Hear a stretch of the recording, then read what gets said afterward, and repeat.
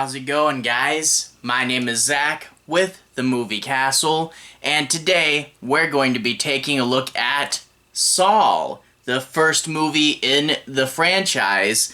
This is from 2004 and is directed by James Wan.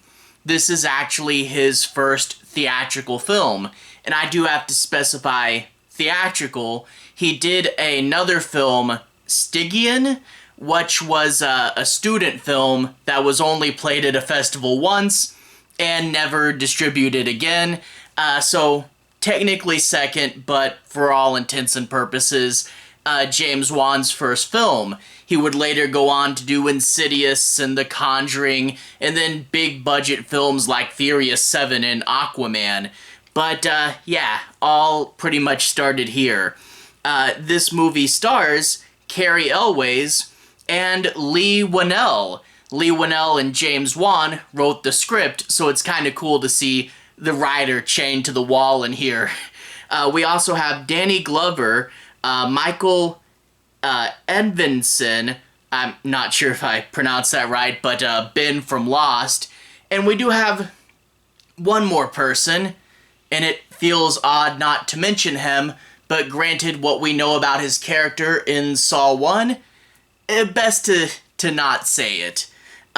Anyway, the first Saw movie really did have quite the impact. It was one of those horror movies that made quite the splash when it came out, and going back and rewatching it, you can see why it had the buzz, why it became a franchise, and why the 10th movie just came out recently.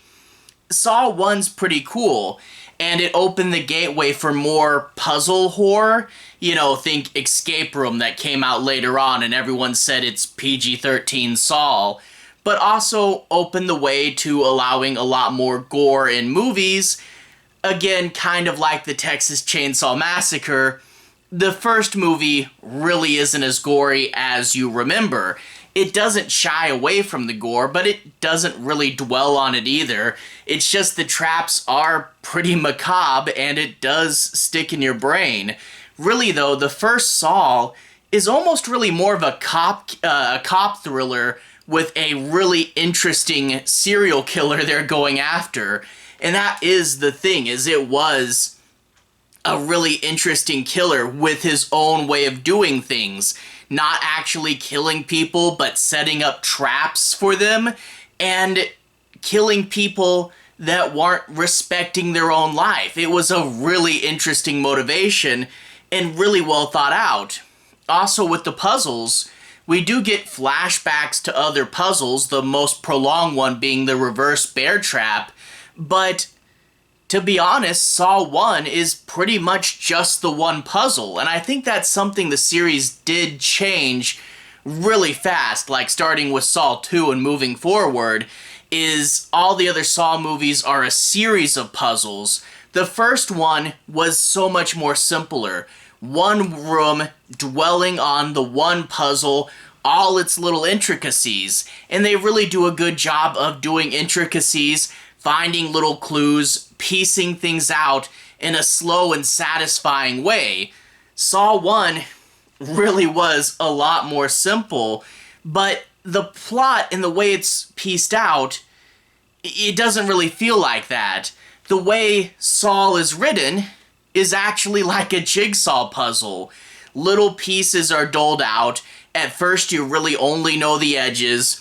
Chunks start to come and fill in, and every little revelation feels huge. To be honest, there's several things that don't matter super much, but when you see them and the way it's revealed and how it's handled with this sense of importance and mystery, any little revelation you just kind of go nuts over, where you're like, oh, he was working for him, I didn't see that coming.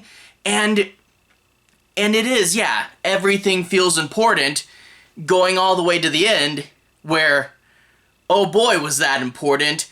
I won't spoil it, but I was reading through some comments on a Saw video on YouTube, and so many people said the same thing. The ending sent chills up my spine, because boy, when you get that last piece of the puzzle, and everything's filled in, it just, the way the movie ends, the revelation, the classic line that's said at the end of this film, it all just comes together so nicely. So it's, yeah, not the most intricate, crazy plot in the world, but telling it like piecing together a jigsaw puzzle, it just does make it so interesting. Now, obviously, this movie had a ton of sequels, 9 at the time of recording, and I know some of the sequels aren't the best.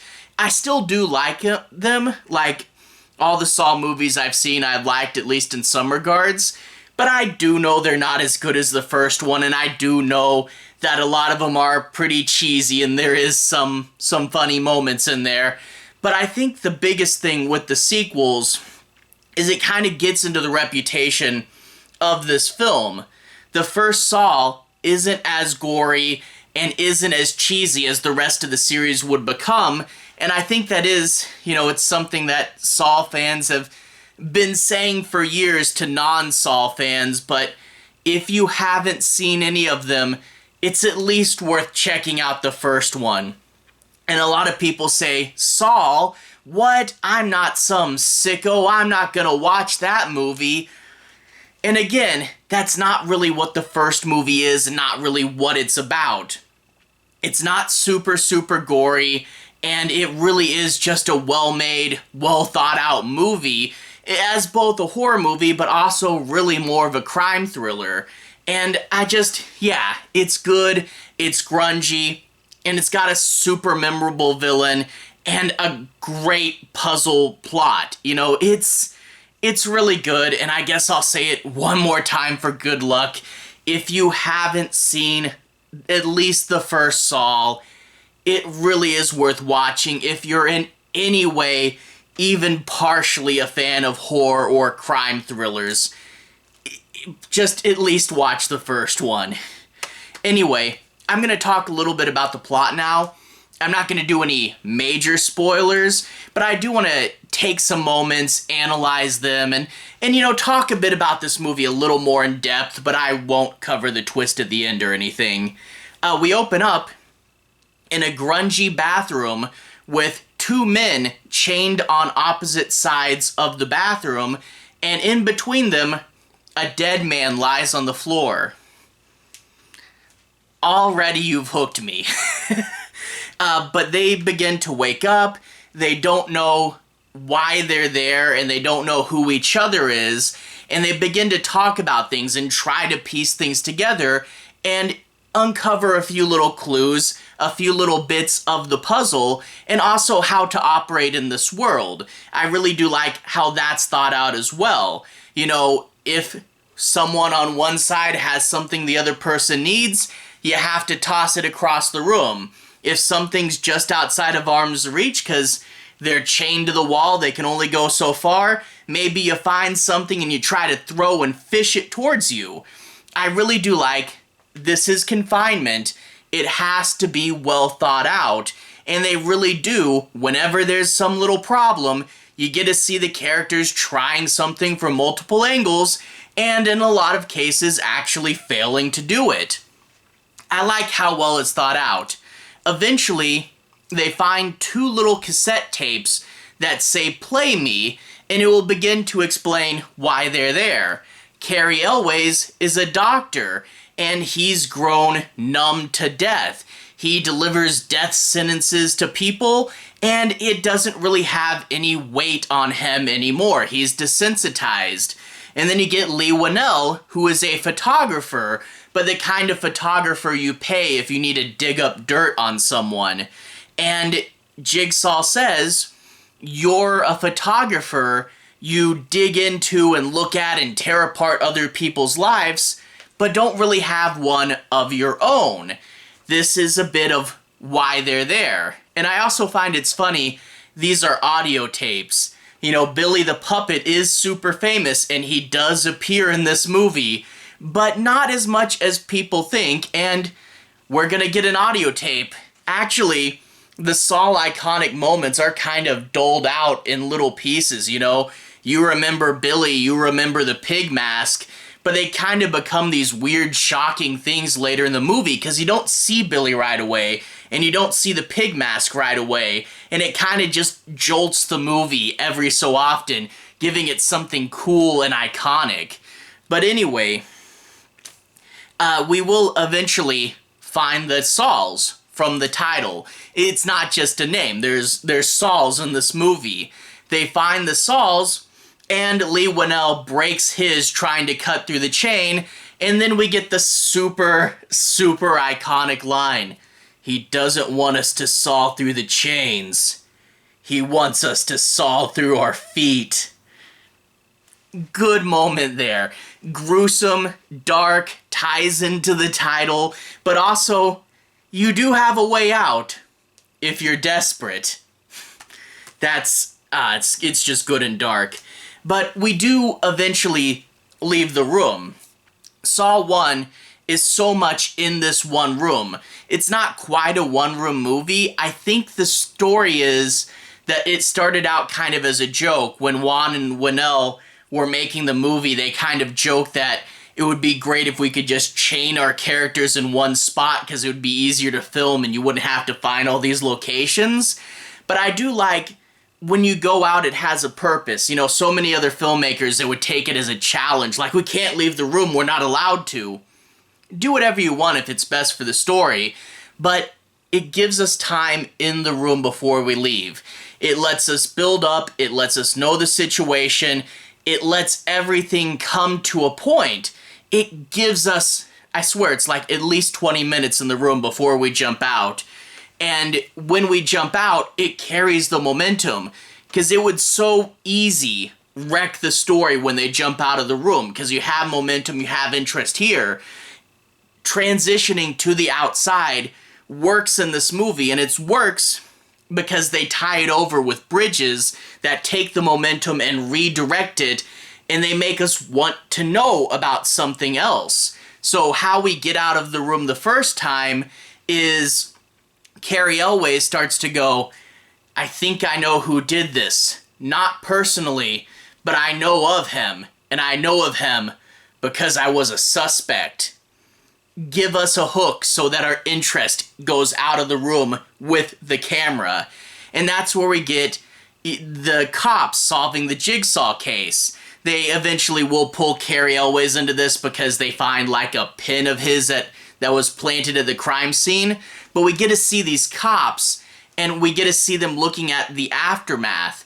There's 2 traps here. The most iconic would be a man who is hanging inside of razor wire, and it's a cool, gruesome image. Also probably a nod to Dario Argento's Suspiria, but it's a good gruesome thing. But again, bear in mind that it is something fun watching the first Saw and remembering how low budget it was. The Saw sequels would get pretty big and elaborate. This iconic trap is actually just simple. Some fake razor wire in a relatively empty room, but hang the guy from it?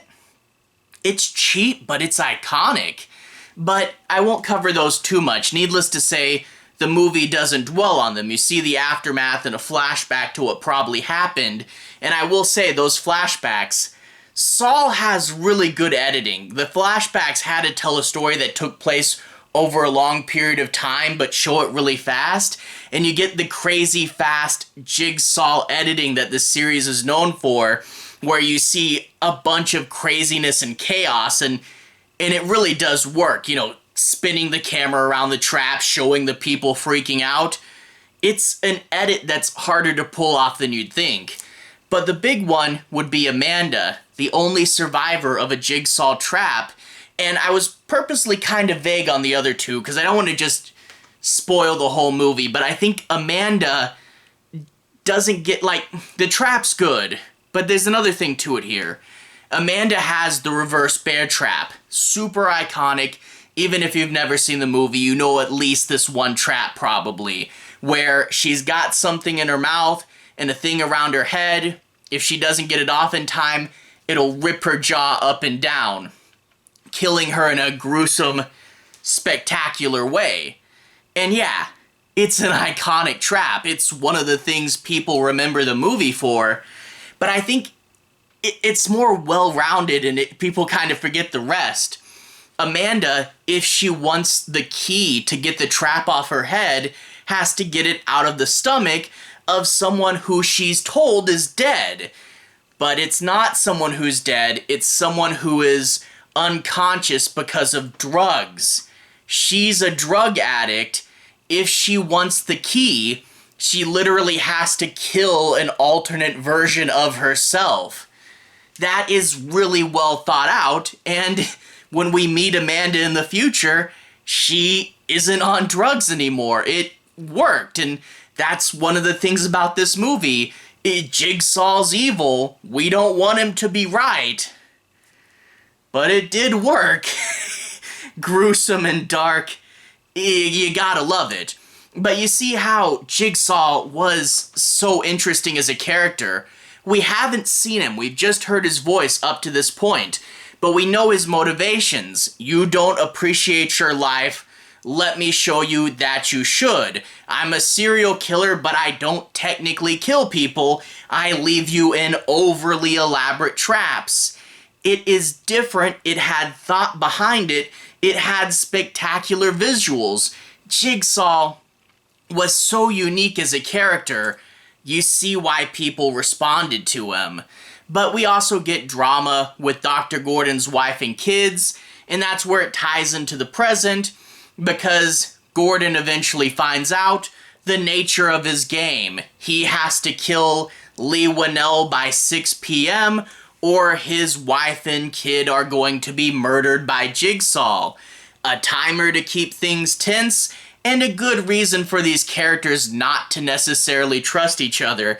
And I do like that balance of power where they both know they're just regular guys. They know that they have competing interests, so they do fight with each other. But so many other movies are just characters yelling at each other with no reason. And even though they don't just yell at each other all the time, we can see an honest tension built between the two men. We get Leigh Whannell diffusing some of it with humor. And overall, it is really good tension all the way to the end as they figure out the little pieces and intricacies behind this plot. You know, I talked a bit about it. It does go farther on. It does have deeper. Things connect like puzzle pieces. And you get to that ending, which I, again, promise I won't spoil. But yeah, it is such an ending that, you know, between the unique concept, the grunge in the setting, like for real, I was looking at some of the stills and you can see just tiny little bits of dirt on their hands and faces.